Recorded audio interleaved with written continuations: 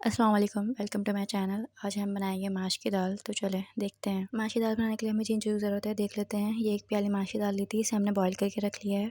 Half cup cooking oil, half प्याली हरा धनिया है, इसे हमने बारीक चॉप कर लिया है। हाफ़ टी स्पून हल्दी, 1 टेबल स्पून नमक, 7 से 8 काली मिर्चें हैं और 2 दालचीनी के स्टिक या 8 साबित लाल मिर्चें हैं।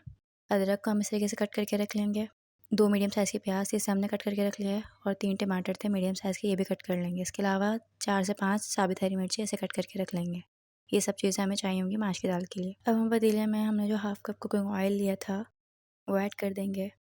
जब कुकिंग ऑयल थोड़ा सा गर्म हो जाए तब हम इसके अंदर हमने जो प्याज कट करके रखी थी वो ऐड कर देंगे और इसे मिक्स कर लेंगे और इसे लाइट गोल्डन ब्राउन कर लेंगे। ये देखिए हमारी प्याज जो है वो थोड़ी थोड़ी सी ब्राउन होने स्टार्ट हो चुकी है। अब हम इसके अंदर जो काली मिर्च थी और दालचीनी थी वो ऐड कर देंगे और इसे मिक्स कर लेंगे।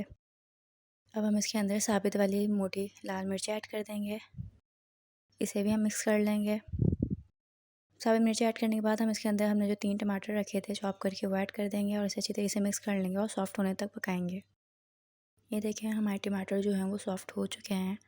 अब हम इसके अंदर 1 टेबल स्पून नमक ऐड कर देंगे, हाफ़ टी स्पून हल्दी ऐड कर देंगे और जो साबित वाली हरी मिर्ची कट करके रखी थी वो भी ऐड कर देंगे। ये सब चीज़ें ऐड करके हम इसे मसालों के साथ अच्छी तरीके से मिक्स कर लेंगे और इसे 5 मिनट के लिए ढक कर रख देंगे ताकि हमारी जो मिर्चें हैं उनका भी फ्लेवर अच्छी तरीके से मसाले में आ जाए। चलें 5 मिनट हो चुके हैं, अब हम इसे चेक कर लेते हैं।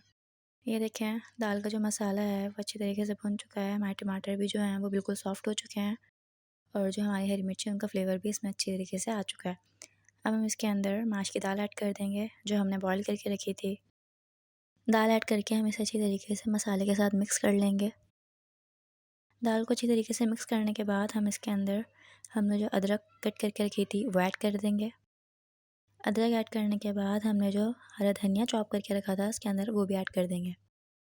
दोनों चीज़ें ऐड करने के बाद हम इसे दाल के साथ अच्छी तरीके से मिक्स कर लेंगे और इसे 5 मिनट के लिए दम के लिए रख देंगे। ये देखें दाल को दम दिए हुए तकरीबन 5 मिनट हो चुके हैं क्योंकि हमारी दाल जो है वो बॉईल की हुई थी, इसलिए इसे ज़्यादा पकाने की ज़रूरत नहीं है। ये देखें हमारी दाल बन के बिल्कुल रेडी है।